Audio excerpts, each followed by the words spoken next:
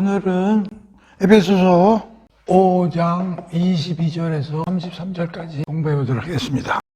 5장 22절 아내와 남편 이런 소제목이 붙어 있습니다. 그리고 이제 6장에 가면은 자녀와 부모 이런 소제목이 붙어 있고, 그 다음에 종과 상전 이런 소제목이 붙어 있는데, 지난 시간에 뭘 배웠냐면 에베소서의 큰 주제는 이제 교회니까 교회에서의 어떤 삶을 살아야 되는가, 그 이제 크게 두 가지라고 그랬잖아요. 하나됨이 중요하고, 두 번째는 성결하고 거룩한 삶을 살아야 되잖아요. 그래서 이제 거룩한 삶을 살기 위해서는 이제 어떻게 살아야 되는가에 대해서 동안에 이제 일반적인 원리서부터 쭉 공부를 해왔고, 그 다음에 지난 시간에는 5장에 들어가서 그 헛된 속임수나 헛된 가르침에 이제 넘어가지 말아라. 그래서 에베소서에서는 어떤 다른 거짓된 복음과 거짓된 가르침이 들어왔나? 또 들어올 우려가 있나? 그런 걸 방지하기 위해서 사도 바울이 네 가지에 걸쳐서 우리에게 이제 깨달음을 준 거죠. 하나는 심판이 있어, 심판. 예수님 오셨을 때 전 우주에 심판이 존재해. 하나님은 너희들을 하나님의 진노에서 예수 그리스도를 말미암아 하나님의 은혜 속에 넣어놨는데, 그 잘못해야지 그런 심판을 받게 되면 안 되잖아. 두 번째는 너희들은 주 안에 빛이라니까? 그 빛의 열매를 맺어야지. 그 어둠에 있는 사람들 같이 살아서는 안 되잖아. 세 번째는 그리스도인은 그 지혜로운 사람이야. 모든 것을 지혜롭게 삶에 적용할 수 있는 그런 사람으로 하나님이 예수님과 성령님을 통해 이렇게 만들어 놨는데, 그 어리석은 사람 같이 이렇게 살아서는 안 되잖아. 네 번째는 예수 그리스도가 승천해서 올라가셔가지고 열흘만 성령을 내려보내 주셔가지고 우리 안에 성령님이 들어와 계신데, 우리가 성령 하나님을 근심시키거나 이렇게 살아서는 안 되고 성령 충만을 유지하면서 살아야 된다. 술 취해서 살 수는 없지 않느냐. 이제 그런 걸 공부를 했어요. 그리고 마지막 귀절이 중요해요. 마지막 귀절에 뭐라고 그랬냐면 21절이죠. 그리스도를 경외함으로 피차 복종해라. 이 경외라는 거는 두려움 이런 뜻이란 말이에요. 그러니까 두렵다는 게 무섭다 이런 거하고는 좀 달라. 뭔가 어렵지만은 친밀한 놈을 느끼는 거. 경외라는 건 뭐냐면 예수 그리스도가 자기를 희생해서 우리를 구해내신 행위, 그걸 우리가 해치지 않는 거, 그게 이제 경외하는 거예요. 그래서 피차 복종을 하라. 피차는 서로 간에. 여기서 복종이라는 뭐냐면 무릎을 꿇으라 이런 얘기가 아니고, 산상수훈에서 배운 처럼 내가 대접을 받으려면 내가 남한테 먼저 해라. 우리가 자기 주장하지 말고 남의 입장 생각해서 겸손하게 그렇게 온유하게 상대방을 대하라는 거지. 근데 나만 그렇게 아니라 서로. 그러게 이제 오늘 22절부터 이제 공부를 하기 시작하는데, 갑자기 아내와 남편 얘기가 나와요. 그리고 그 뒤에 가서 자녀하고 부모가 얘기가 나오고, 그 다음에 그 주인하고 종의 얘기가 나온단 말이야. 좀 이상하지 않아요? 지금 교회 얘기했잖아. 교회의 표징은 하나됨이고 성결함이다. 이렇게 쭉 지금까지 그렇게 공부를 했는데, 갑자기 결혼 얘기가, 결혼제도, 가정생활 얘기가 나오고, 그 자녀와 부모 얘기가 나오고, 그 주인하고 종 얘기가 툭 나오면서 얼마를 차지하냐면 보십시오. 양이 보니까 결혼 가정 얘기는 12계절, 그리고 부모와 자녀는 4개 계절이 이제 할애가 돼 있고, 그 다음에 주인과 종도요. 5개입니까? 5개. 더해보면은 21개. 그런데 에베소서는 6장밖에 안 돼요. 6장밖에 안 했는데 21절이라면은 거의 한 장 정도의 볼륨을 차지하고 있다고 보면 되거든요. 그런데 그 에베소서 귀중한 그 서신서에 거의 한 장 분량이 집안 얘기하고 아내 남편 얘기하고 애들과 부모 얘기하고 주인하고 종 얘기로 글쎄 무려 한 장을 갖다가 할애하고 있다는 게 좀 생뚱맞지 않습니까? 교회 얘기 나오다 갑자기 뭐 남편 아내 얘기가 막 나오고 뭐 이런단 말이에요. 그래서 좀 생뚱맞은 면이 없진 않아요. 그런데 이제 가만히 살펴봅시다. 우선 21절부터 한번 잘 살펴봅시다. 그리스도를 경외함으로 피차 복종하라. 이건 지금 어디서 나오냐면 우리가 지금 교회 얘기하면서 나온 거잖아요. 교회의 두 번째 표징인 뭐요? 성결하고 깨끗하고 경건하게 살아야 된다는 표징 얘기하면서 쭉 교회 모든 사람들은 예수 그리스도를 경외하기 때문에 피차 서로 복종하면서 살아야 된다라고 얘기를 끝냈단 말이에요. 그리고 이게 툭 튀어나온단 말이에요. 좀 생뚱맞죠? 그런데 22절에 뭐가 나와요? 아내 얘기가 나오죠. 남편에게 복종하기를. 복종이라는 말이 나오죠.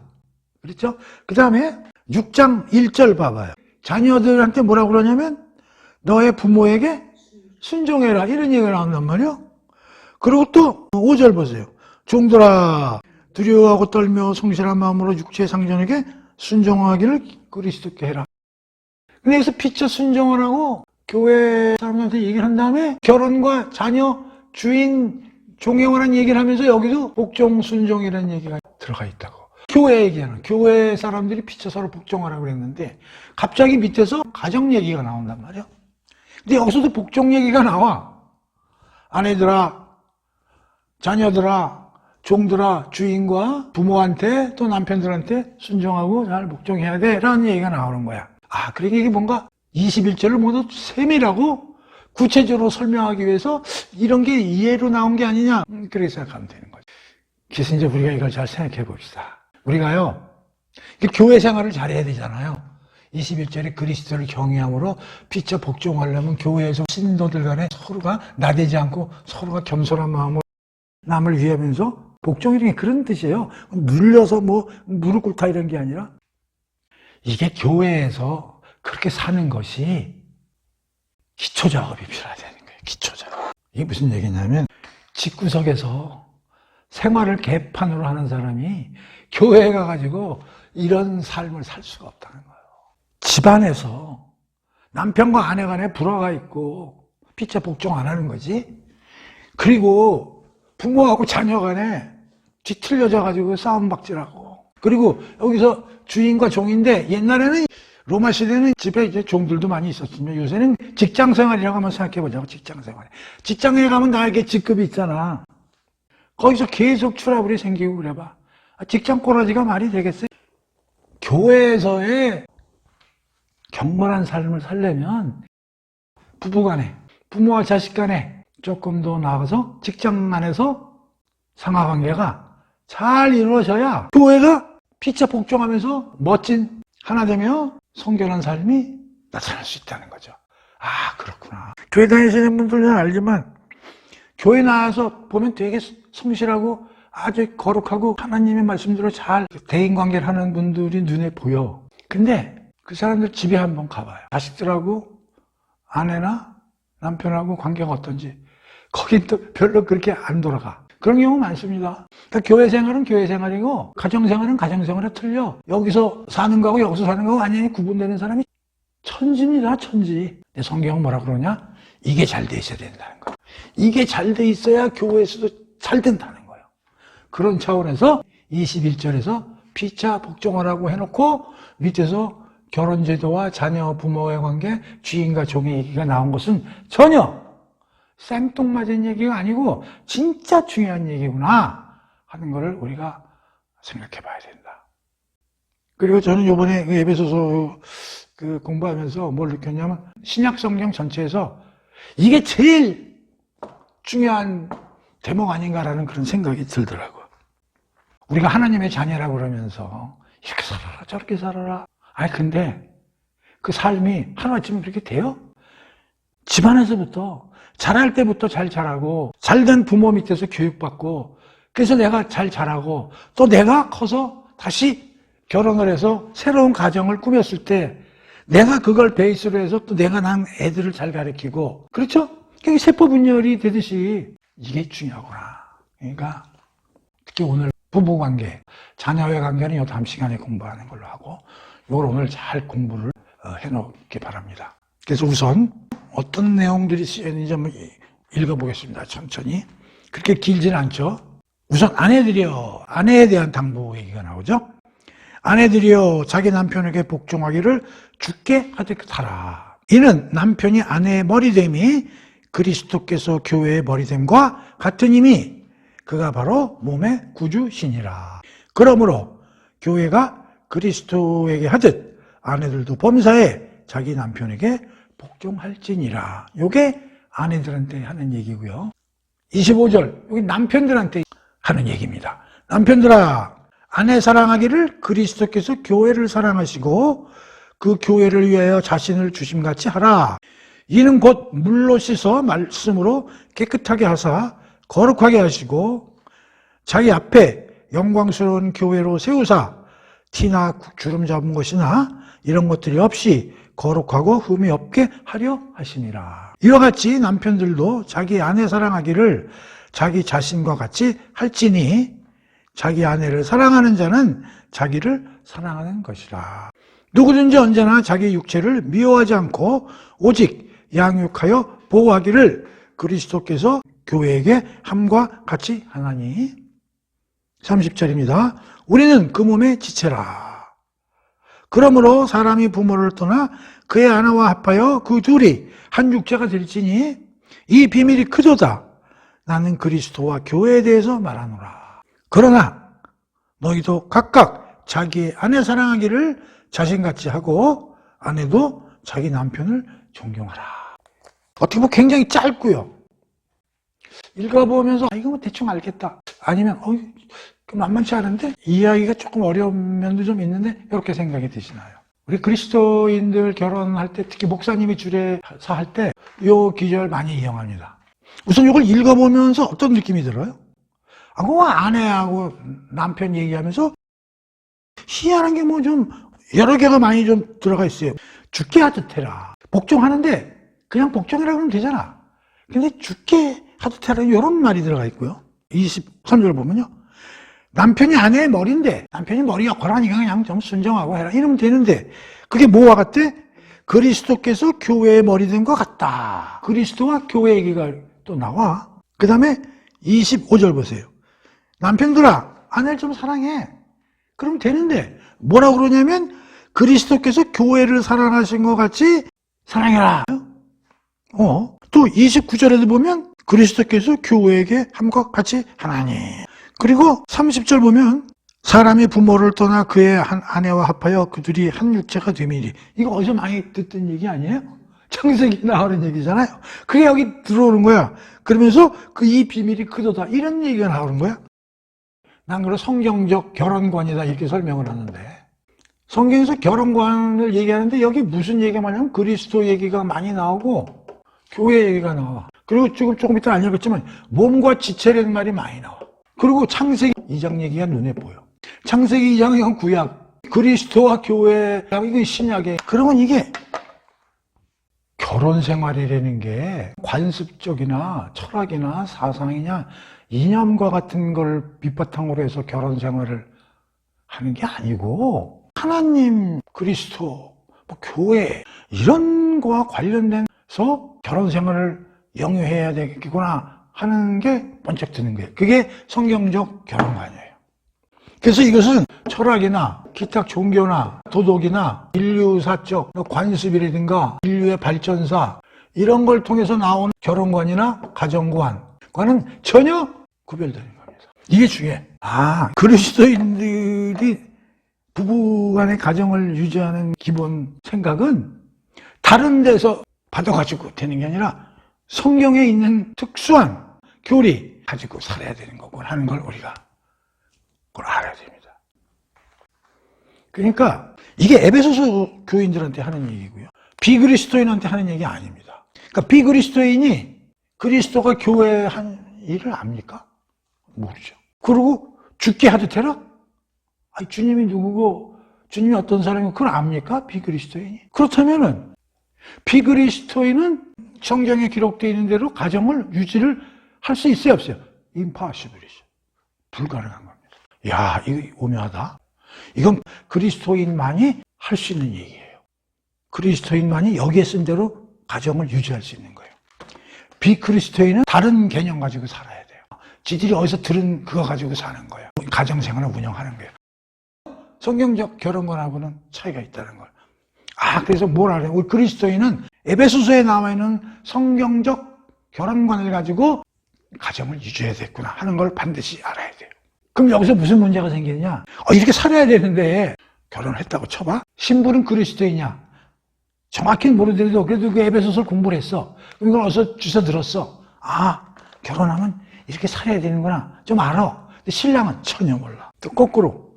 신랑은 아내에 대해 어떻게 해야 되는 걸 공부를 했어. 그리스도인이니까. 근데 신부는 전혀 몰라. 그러면 둘이 뜻을 맞춰서 에베소서에 있는 대로 살아가는 게 쉬워요, 어려워요? 어렵지. 어렵다는 건 뭐야?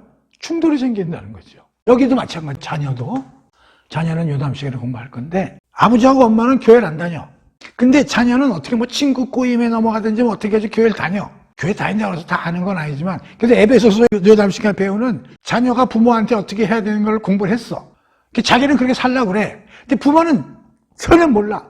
또 거꾸로 부모는 그리스도인이야. 근데 애를 잘 교육을 시키고 어려서부터 시켜서 교회도 데리고 가고 성경 공부를 시켜야 되는데 전혀 얘는 관심이 없어. 그냥 나가 돌아다니는 애야. 그러면 교육이 제대로 될까요?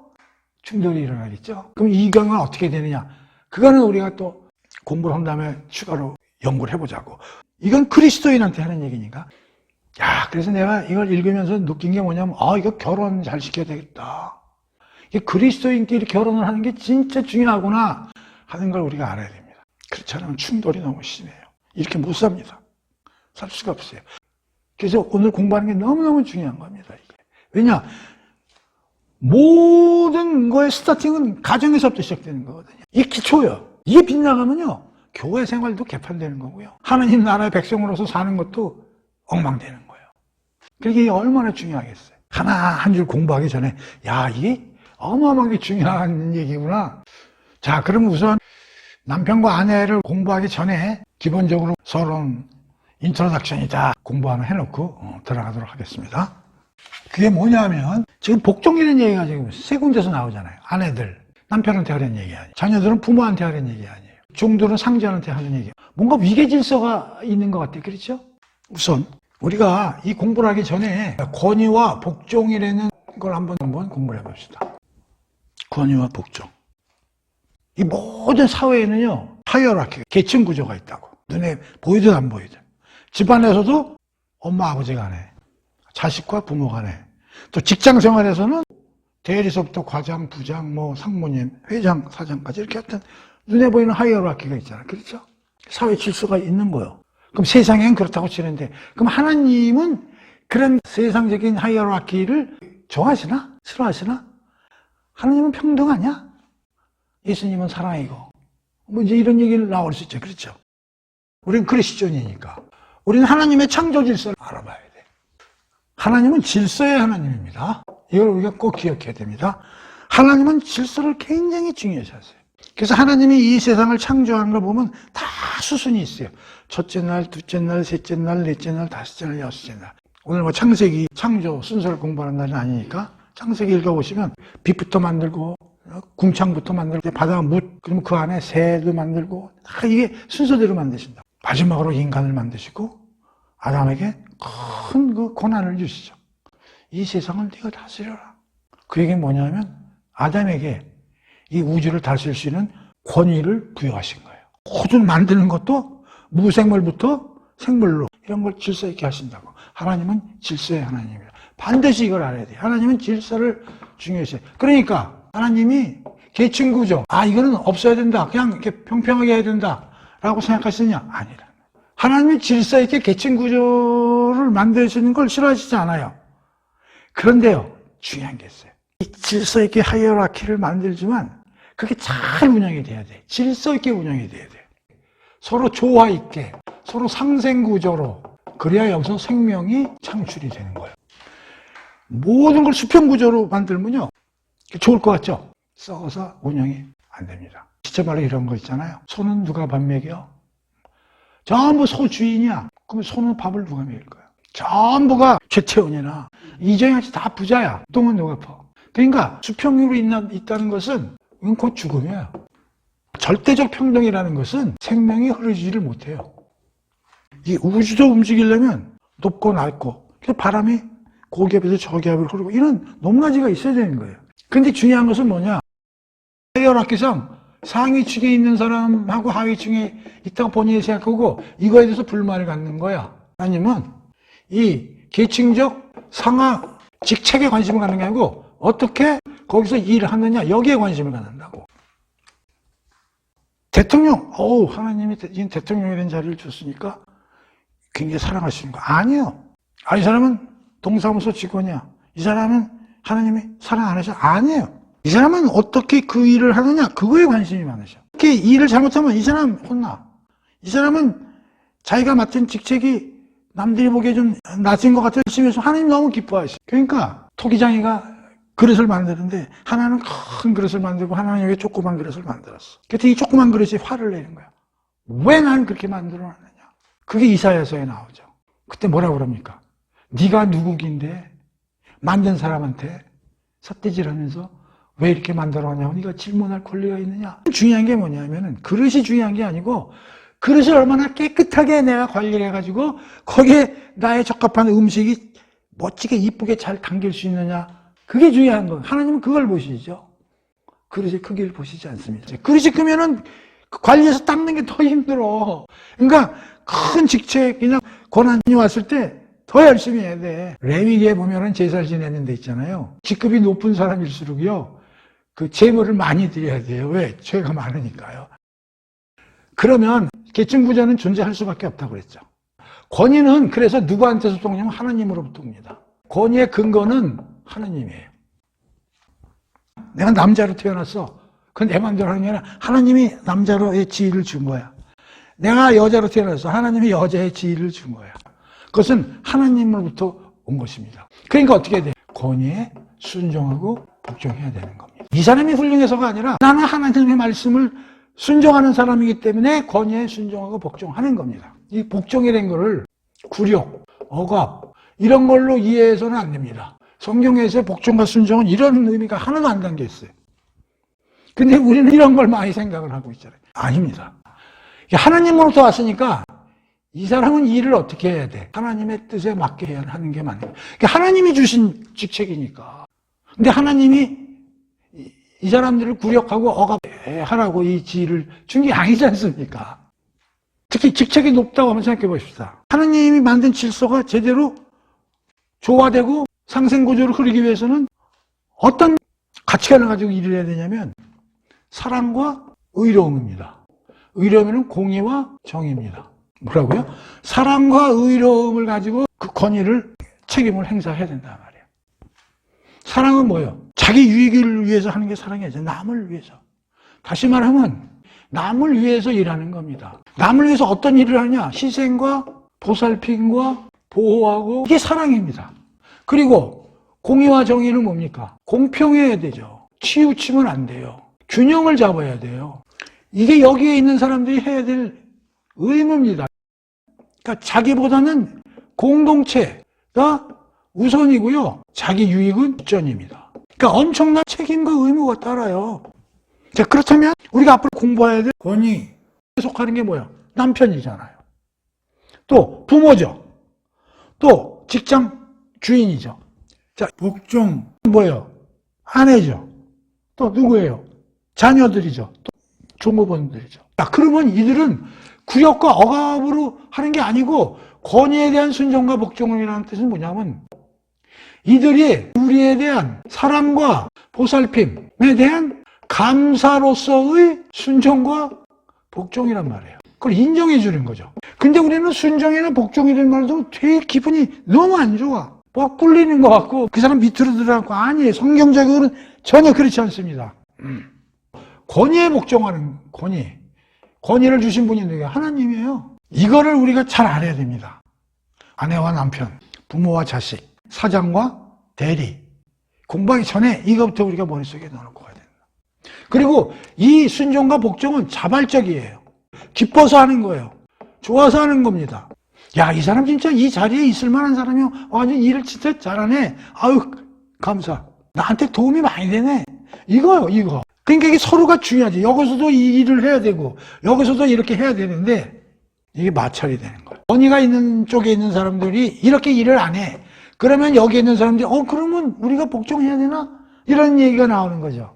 그것은 나중 얘기고, 성경에 있는 얘기는 권위와 복종. 이걸 이해를 하셔야 됩니다. 그래 벌써 대충 공부 거의 반은 한 거예요. 이렇게 이쪽에 이제 남편이 있는 거고, 부모가 이 위치에 서 있게 되는 거고, 주인이 이쪽에 이제 위치에 서 있는 게 되는 거고, 요 복종에는 우리가 했지만 아내가 이쪽에 서 있는 거고, 자녀들이 이쪽 포지션에 서 있는 거고, 종이나 하인들이 이제 이쪽 포지션에 이제 서 있게 되는 것이죠.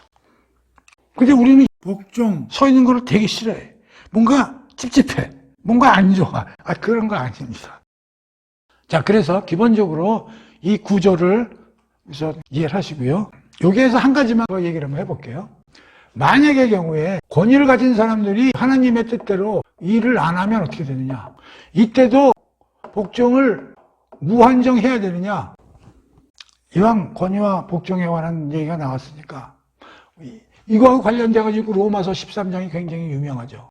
국가는 하나님이 주신 권한을 갖고 있다고 그랬는데 거기서 일하는 사람들이 하나님부터 일을 안 해. 히틀러나 군사정권이나 그런 정권들 많이 들었었잖아요. 마찬가지예요. 남편이 열심히 이렇게 일을 해야 돼. 하나님의 뜻대로 아내를 위해서 사랑과 공의를 표하고 섬기고 그냥 그렇게 안 해. 술 먹고 들어서 맨날 때리고 엉망진창으로 해. 그러면 어떻게 하느냐. 이제 이런 문제가 발생하는 거죠. 이렇게 마찰이 생기는 거란 말이에요. 자, 한 가지만 알고 넘어갑시다. 참고 인내하고 복종합니다. 이건 불공평하지 않느냐? 불공평한 면이 있어요. 그러나 한계는 있다. 가이드라인이 있다는 거예요. 뭐냐? 우리 그리스도인은 관계에 있어서 제일이 하나님과의 관계입니다. 두 번째가 인간 간의 관계고 여기서 권위를 가진 자와의 관계도 나오는 거죠. 첫 번째가 하나님과의 관계가 제일 중요한 거예요. 남편 아니라 남편 헤레비래도 아내 아니라 아내 헤레비래도 하나님과의 관계가 그리스도는 제일 중요한 거예요. 그런데 나와 하나님과의 관계를 무시하거나 개입해서 예배를 못하게 하거나 교회를 못 가게 하거나 죄를 짓는 일을 하도록 하거나 뭔가 하나님과 나의 관계에 들어와가지고 방해를 하거나 개입할 때는 거부해야죠. 불순종하는 수밖에 없는 거 아닙니까? 아니 하나님하고 나의 관계가 깨지는데 그 권위에 막 일방적으로 복종할 수는 없는 거 아니에요. 그럼 그 한계가 어디냐? 그게 어려운 거죠. 그럼 어디까지를 참고 불순종하느냐 하는 거는 케이스 바이 케이스죠. 그거 어려운 거예요. 어떻든 내가 생각해서 이런 한계선에 올 때는 그때는 부부간이라면 당신 잘못한 거 아니냐. 다른 건 다 참는데 이것만은 내가 못 참는다. 대든다기보다도 그렇게 권면을 하고 바꿔달라고 욕을 하고 거죠. 계속 하는데도 죽어도 안 된다. 그럼 또 그때 가서 또 별도의 방안을 강구하더라도 제일 중요한 건 하나님과의 나의 관계가 극한 상황에 이르도록 상대방이 개입을 했을 때 그거에 대해서는 무한정 우리가 복종할 수 없는 거다 하는 거를. 국가 관계도 그런 거죠. 그래서 어떤 권력자가 교회를 못 가게 한다, 종교를 탄압한다거나 성경을 불태우는 작업, 이런 식으로 나올 때 그거에 대해서는 거부하고 불복종 운동을 하는 거죠. 적법한 절차에 의해 가지고 평화적으로 일단 시작을 해보는 거죠. 참고로 이것도 똑같이 남편과 아내 사이, 부모와 자식 간의, 주인과 종 간의 관계에서도 똑같이 적용이 되는 겁니다. 오케이? 자, 그러면 이제 드디어 남편과 아내에 대해서 한 줄 한 줄 읽어볼게요. 굉장히 중요합니다. 이거 진짜 중요하니까요. 아이까지가 가정 얘기 뻔히 다 하는 건데 어차피 이거 대충 읽고 끝나자. 그렇게 하면 안 됩니다. 22절. 아내 얘기가 먼저 나오죠. 그렇죠? 아내의 의무라고 그럴까요? 22절에서 24절이죠. 아내의 의무를 공부하기 전에 세 가지 사전 공부를 좀 하고 들어가도록 하겠습니다. 아내와 남편 가정생활에서 남편은 어떻게 하고 아내는 어떻게 해야 되는가 이걸 공부를 해야 되는데 이건 성경적 결혼관이라고 그랬어요. 일반하고 틀리다고 그랬어요. 첫 번째는 여기에 기록된 대로 사는 것이 하나님과 예수님을 즐겁게 하고 기쁘게 하는 것입니다. 남편한테 복종하는 게 여기서 뭐라고 그랬어? 죽게 하듯이 해라. 그게 무슨 얘기냐면 하나님과 예수님이 그렇게 하는 걸 즐거워하세요. 하나님이 기쁘고 예수님이 기쁘시면 우린 그 일을 해야지. 내가 설령 마음에 안 들더라도. 그 그리스도인의 자세 아닙니까? 하나님과 예수님의 말씀에 순종하는 거죠. 그게 우리의 도리죠. 근데 우리가 알다시피 하나님이나 예수님이 잘못되라고 얘기하시는 건 하나도 없잖아요. 남편한테 복종해. 그 예수님이 즐거워하시는 게 해야죠. 남편한테 너 아내를 사랑해. 해야죠. 아내가 미워. 마음에도 안. 근데도 사랑해야 돼. 사랑해야 돼. 왜? 하나님이 그걸 좋아하시니까. 1차적 유익입니다. 여기 쓰인 게 하나님이 좋아하시니까. 두 번째는 아내하고 남편 얘기를 하면서 여기서 계속 많이 나오는 게 그리스도와 교회의 관계. 그리스도가 교회에 한 것 같이 해라. 교회가 그리스도에게 하는 것 같이 해라.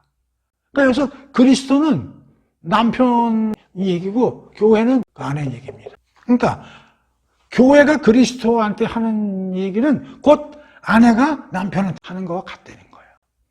또 그리스도가 교회한테 한 얘기는 남편이 아내한테 한 거와 같다고 얘기를 하고 있는 겁니다. 굉장히 중요합니다. 그러니까 그리스도와 교회 관계를 잘 아는 것이 엄청 중요한 거예요. 그래서 우리가 성경에 보면 이 그리스도를 신랑이라고 표현을 하고 교회를 신부라고 표현한 게 많이 나옵니다. 요한계시록에도 보면 그 어린 양의 혼인잔치, 혼인이라는 얘기가 나오지 않습니까? 이 그리스도와 교회 관계가 참 묘한 게 성경이 그렇게 많이 표현을 합니다. 제가 몇 개를 좀 찾아와 봤는데 구약에서는요, 이사야 54장 5절에서 6절, 예레미야 2장 1절에서 3절 하고요, 31장 31절 32절 하고요, 그 다음에 에스겔 23장 하고요, 호세아 1하고 3장입니다. 그리고 신약은요, 고린도후서 11장 1절에서 3절 하고요, 계시록 19장 6절에서 9절입니다. 이사야 54장 한번 찾아볼게요. 그날에 너를 지으신 주께서 친히 내 남편이 되실 것이니. 자, 여기서 남편이란 말이 나오죠. 너를 지어주신 주, 여기 주는 하나님이죠.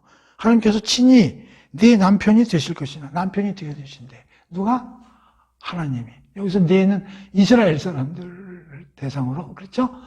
남편이 되신다. 그분의 이름은 전능하신 만군의 주님이시다. 근데 주님이 남편이 되어주시겠다고. 그 다음에 6절 보면 예루살렘아 버림받아 상심한 너를 주께서 다시 부르신다. 젊은 나이에 결혼했지만 이내 버림을 받은 여인 같은 너를, 이렇게 해서 결혼이라는 말이 나오지 않습니까? 예레미야 2장 1절에서 3절. 1절 주의 말씀이 또 내게 내렸다. 너는 가서 예루살렘 백성들이 모두 들을 수 있도록 그들의 귀에 이렇게 외쳐라. 주께서 말씀하시기를 이스라엘아 나는 네 어린 시절에 신실한 헌신과 네 결혼 시절의 순수한 사랑을 잘 기억한다. 그러면서 여기 또 결혼이라는 나오고 있습니다. 뭐 다 찾아보진 않겠어요, 여러분들이. 그러니까 구약에서도 그러니까 하나님이 이스라엘 백성과 한 약속을 혼인 약속, 혼인 서약으로 이해를 하고 그들을 신부로 상징해서 얘기하시는 경우가 많이 기록이 되어 있다. 그 다음에 고린도후서 11장 1절 한번 봐볼까요? 형제 여러분, 여러분은 이미 그렇게 하고 계시지만 내가 좀 어리석은 말을 하더라도 참고 내 말을 꼭 들어주시길 바랍니다. 하나님께서 질투하신 하나님이듯이 저도 여러분에게 대해 질투합니다. 나는 여러분들을 고린도에 있는 신도들한테 그런 게 남편 그리스도께 인도하겠습니다라고 약속했습니다. 네, 남편 그리스도. 그러니까 그리스도를 남편으로 이제 지칭하는 게 이제 계시록은 찾아보지 않겠습니다. 여기 이제 어린 양의 혼인잔치, 그리스도와 교회의 관계를 성경에서는 이렇게 신랑과 신부로 얘기하고 있습니다. 근데 오늘 공부해야 될 남편과 아내 사이의 관계를 그리스도가 교회에서 한 관계로 기록되고 있고 그거와 같다고 얘기를 하고 있는 거예요. 그러니까 그리스도는 남편의 입장이 되는 거고 교회는 아내의 입장이 되는 것이다. 이게 여기서 우리 뭘 잘 알아야 돼? 그리스도가 교회에 대해서 어떤 일을 하셨는가를 정확히 알아야 가정생활을 잘 영위할 수 있는, 아내는 남편에게 대해서 복종하고 순종하고 남편은 아내를 사랑하는 이러한 게 잘 이루어진다. 그 다음에 또 하나는 성경에 보면 교회는 그리스도의 몸, 그리스도는 교회의 몸의 머리. 그러니까 그리스도는 머리 역할을 하는 거고 교회는 몸의 역할을 하는 거다. 그러니까 머리와 몸과의 관계를 우리가 잘 알아야 된다. 우리가 이미 배운 거예요. 에베소서 4장 15, 16 읽어볼게요. 오직 사랑 안에서 참된 것을 하여 범사에 그에게 잘할지니라. 그는 머리니 곧 그리스도니라. 그는 그리스도 곧 뭐요? 머리. 그 다음에 그에게서 온 몸이, 이 몸은 교회예요. 온 몸이 각 마디를 통하여 도움을 받음으로 연결되고 결합되어 각 지체의 분량대로 역사하여 그 몸을 자라게 하며 사랑 안에서 스스로 재우느니라. 그러니까 이 몸은 어디서부터 영양분과 통제를 받는다는 거예요? 머리로부터. 그러니까 머리로부터 몸의 지체대로 도움을 받는다. 도움이 뭐냐면 생명과 영양분 이런 걸 다 받아가지고 이 몸이 제대로 작동할 수 있도록 머리에서 역할을 한다는 거죠. 그러니까 이게 쉬우면서도 어려운 거예요. 그러니까 우리가 아내와 남편의 역할을 공부를 잘해야 됩니다. 그냥 넘어갈 문제가 아니에요. 그러니까 아내는 신부야. 아내는 또 몸의 지체야. 그럼 남편은 신랑이야. 신랑의 역할을 잘해야 돼. 그리스도가 한 것처럼 잘해야 돼. 그게 신랑 역할을 잘해야 돼. 또 머리로서의 역할을 잘해야 돼.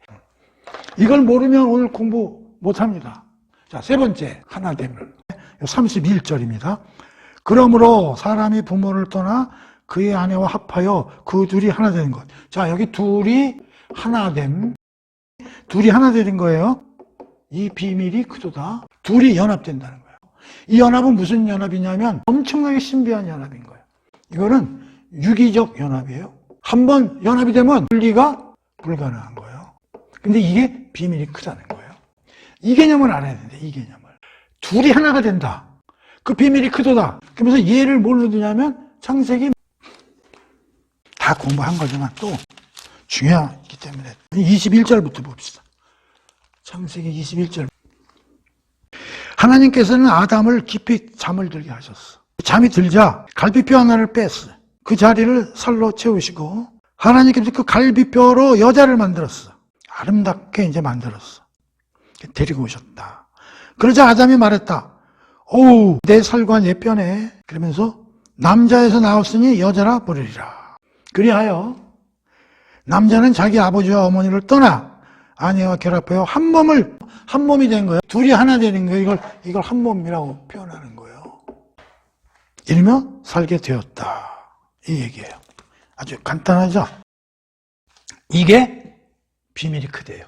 창세기 2장 21절, 24절에 의한 이 얘기가 엄청나게 비밀이 큰 거래요. 이걸 알아야 남편과 아내에 대한 문제도 해결이 돼. 아담은 낫싱에서 만든 거죠. 아무것도 없어서 만들었어. 하와는요. 낫싱에서 만든 게 아니죠. 아담도 만들고 하와로 만들어서 둘을 만든 다음에 짝을 지어준 게 아니에요. 갈비뼈로 만든 거예요. 썸씽으로 썸씽을 만든 거예요. 하와는. 좀 달라요. 만든 게. 그런데 다른 물질을 갖다 만든 게 아니라 아담의 갈비뼈를 빼서 만들었다고. 그러고 나서 둘이 나이가 들으니까 합해서 한 몸을 만들었대. 이야, 이게 다르잖아요, 둘이. 근데 하나라는 거야. 한 몸이라는 거야. 이걸 그래 유기적인 연합을 시켰는데 하나님이 분리가 불가능한 겁니다. 그리고 아담이 완전체입니까? 아니죠. 아담은 완전체였다가 갈비뼈 하나가 날아갔어. 그러니까 아담은 언제 완전체가 되냐면 한 몸이 됐을 때 완전체가 되는 거예요. 하와가 들어와야 돼. 하나가 돼야 돼.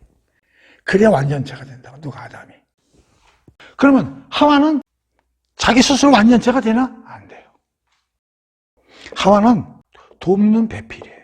완성을 만드는 부품의 일부예요. 그때부터 하와가 완전히 존재를 해서 같이 오는 게 아니에요. 다른 걸 다 만들어 놓고 하나님이 아담을 보면서 외로워 보여. 아우, 쟤 돕는 배필이 있었으면 좋겠다. 그래서 갈비뼈를 빼서 만든 거예요. 다시 말하면 하와는 목적이 뭐냐면 돕는 배필이에요. 그리고 완전체를 구성하는 요소예요. 하와가 없으면 아담이 완전체가 될 수가 없어요. 그리고 아담의 몸은 자기 혼자 몸이 아니에요. 그래서 하나님이 뭐라 하면 이게 비밀이 크다고 얘기하는 거예요. 이걸 남자도 잘 기억하고 여자도 잘 이해를 해야 돼요. 그러나 이거를 교회에서 잘 안 가르쳐요. 휙 하고 지나가요. 다시 말합니다. 여자는 돕는 배필입니다. 도와야 돼요. 그래야 완성도가 만들어져요. 누가? 아담이. 절대 아담은 혼자서 완성이 안 됩니다. 하와하고 같이 결합을 해야 돼요. 그런데 중요한 게 있어요. 하와는 나중에 만들었어요. 아담을 만들고 아담한테 하나님이 권한을 주셨어요. 만물의 영장으로서의 권한을 주셨어요. 그러니까 아담은 주도권과 지휘권을 갖고 있어요. 권위를 하나님이 주셨어요. 그래서 아담은 결정권을 갖고 있어요. 그런데 그 결정을 혼자서 하면 빅사리가 나요. 반드시 하와가 도와야 돼요. 하와가 도움으로써 아담이 결정을 잘할 수 있는 거예요. 다시 말하면 모든 일에 있어서 결정권은 아담이 합니다. 남편이 합니다. 결정은 남편이에요. 그런데 혼자 하면 불완전해져요. 반드시 하와 의견을 들어야 돼요. 하와가 가서 의견을 청취하고 거기서 아이디어를 내고 도와줘서 그걸 잘 듣고 결정을 해야 완전한 결정이 돼. 그러나 결정은 누가 하냐? 하와가 하면 안 돼. 반드시 도와야 돼. 그러면 아담은 어떻게 되냐? 모든 문제를 상의해야 돼. 누구하고? 하와하고. 여보, 이 문제 생겼는데 어떻게 할까? 당신 생각은 어때? 아, 이건 이렇게 했으면 좋겠는데? 난 이런데? 아니, 다시 생각해봐. 대화를 해야 돼. 그러면 남편은 자기가 하고 있는 모든 사건을 전부 와서 보고를 해야 돼. 누구한테? 하와한테. 그때 하와는 가만히 있으면 안 돼. 반드시 거기에 대해서 보충 의견을 제시를 해줘야 돼. 그래서 남편이 정확한 결정을 하고 행동을 할 수 있게끔 도와줘야 돼. 그러나 최종 결정권은 아담이 합니다. 왜 그러느냐? 창세기 3장 16절에 보면 하와가 실패했잖아요. 하와가 뭘 실패했는지는 알아야 됩니다. 사과나무 따먹었잖아. 뱀이 와가지고 하와야 이거 따먹으면 좋아. 눈이 밝아지고. 그때 하와는 따먹느냐 아니냐 결정은 아담이 해야 됩니다. 그럼 와서 아담하고 상의를 했어야지. 뱀이 와서 이러는데 여보 이거 어떻게 하면 좋을까? 그래서 결정은 누가 하게 해야 돼? 아담이 하게 해야지. 그런데 하와가 결정을 해버렸어. 따먹고 넘겨줬잖아. 자기가 돕는 배필이라는 하나님이 주신 권위의 질서를 위반했죠. 그래서 페널티가 왔죠. 남자한테 지배를 받을 것이요. 어차피 남자의 순종을 해야 되는데 여기서 지배를 받는 게 좀 강화됐지. 반드시 이렇게 해야 되느냐 아니냐면 여러분들 마음이고요. 성경은 이렇게 기록이 돼 있고 이렇게 하나님이 질서를 만들어 놓은 거예요. 그걸 거부하면 안 됩니다. 이건 성경적 얘기이기 때문에. 아내들이 갈비뼈로 만들어졌다고 존재가 떨어지냐? 전혀 아닙니다. 갈비뼈를 뽑았지만 완전체를 만들어줬잖아요. 그 둘이 합해졌단 말이에요. 그러니까 여성들이 중요한 건 뭐냐? 돕는 배필이라는 걸 잊어먹으면 안 돼. 결정은 남편한테 줘야 돼. 최종 결정. 그러나 중간에 반드시 아이디어. 그럼 중간에 아이디어 내려고 그러면 무식해서 돼요? 열심히 공부해야 돼요. 지혜로워야 돼요. 남편이 잘못 결정할 수 있어요. 그걸 고쳐줘야 되고 도와줘야 돼요. 다만 마지막 결정권은 남편한테 주라는 얘기예요. 그럼 남편은 반드시 상의하라는 얘기예요. 반드시 상의를 해야 돼. 아내하고. 그거 안 하면 안 돼요. 이게 비밀이 크다는 거예요. 그래서 아담은 자기를 사랑해야 되는 이유가 뭐냐면 여기 나중에 이제 몸 얘기가 나오는데 한 몸이잖아요. 자기 혼자 한 몸이 아니라고. 둘이 한 몸이 됐잖아요. 내 안에 지금 하와가 들어와 있다고. 내 살과 뼈라고. 이걸 잘 알아야 돼요. 기독교인은 자기 몸을 무척 사랑해야 됩니다. 영적인 거 플러스 몸도 사랑해야 돼. 왜? 아내가 내 살과 뼈라니까. 그러니까 내가 몸을 관리를 안 하면 내 살과 뼈로 만들어진 아내도 관리 안 하는 거나 마찬가지예요. 그러니까 굉장히 중요한 겁니다. 살과 뼈라는 게. 그 다음에 여기서 우리가 공부 하나 더 하고 갑니다. 성경을 한 줄 한 줄 읽으면 여러분들이 헷갈려서 안 돼. 이걸 머릿속에 딱 넣고 공부를 해야 쉽게 끝난다고. 이 창조 질서로서의 남자와 여자의 관계를 알았죠. 이게 굉장한 비밀이에요. 그런데 아담과 하와 얘기잖아요. 이게 남편과 아내 얘기란 말이에요. 둘이 만나서 하나가 되라고 그랬단 말이에요. 이게 결혼 생활하고도 밀접한 관련이 있는 거란 말이에요. 그런데 그리스도와 교회의 관계에서 여기서 그리스도는 아담의 지위하고 같고요. 여기에서 교회는 하와하고 지위가 같은 거예요. 아담과 하와가 한 몸이죠. 근데 둘이 합쳐져서 한 몸이죠. 그리스도와 교회도 한 몸인데 연합돼서 한 몸이에요. 그래서 우리가 에베소서에서 배웠죠. 그리스도 안에서 이방인과 유대인이 새로운 한 사람으로 바뀌었다. 한 몸이 되는 겁니다. 그러니까 이호 논리에 의하면 그리스도와 교회는 한 몸이에요. 유기체적으로요. 떨어질 수 없어요. 누구처럼? 아담과 하와처럼. 또 우리가 그리스도는 여기서 신랑이라고 상징이 되고 교회는 아내로 상징이 되지 않습니까? 그러니까 이게 딱 맞아떨어지는 거예요. 잘 드세요. 이게 중요합니다. 자, 교회는 어떻게 탄생했느냐? 교회라는 게 누구예요? 거듭난 사람들의 연합체가 교회 아니에요. 하나님이 창세전에 만들어서 예수한테 넘겨준 사람들이 교회 아니에요. 근데 그게 예수와 합쳐졌어요. 그래서 같이 죽고 살아났어요. 그래서 그게 교회가 됐어요. 같이 죽고 사는 과정에서 예수님은 어떤 일이 벌어졌어요? 십자가에서 죽었죠. 십자가에서 죽으면서 살이 뜯겼죠. 피가 났죠. 창으로 찔림을 받았죠. 교회는 어떻게 탄생됐는가 하면 예수님의 살과 뼈로 탄생한 겁니다. 그리스도와 교회는 합쳐져 있는데 그냥 합쳐졌다고 만들어진 게 아니지. 예수가 죽었다 살아나니까 만들어졌지. 그 죽을 때 예수가 그냥 죽었어? 창에 찔리고 살이 터져나가고 뼈가 으스러졌잖아. 참으로. 그래서 교회가 만들어진 거라니까. 그러니까 그 교회는 뭐야? 우리는 예수님의 살과 피란 말이야. 그래서 요한복음에서 뭐라고 그래? 마지막 날 빵하고 포도주 이건 내 살이요 내 피니라 먹어라 이러잖아요. 그 교회는 예수님의 살과 피란 말이야. 뭐하고 똑같아? 아담이 하와 보고 뭐라고 그래? 쟤는 내 살이요 뼈라고 그러잖아. 창세기에서. 여기서 지금 뭐라고 그러는 거야? 사도 바울이.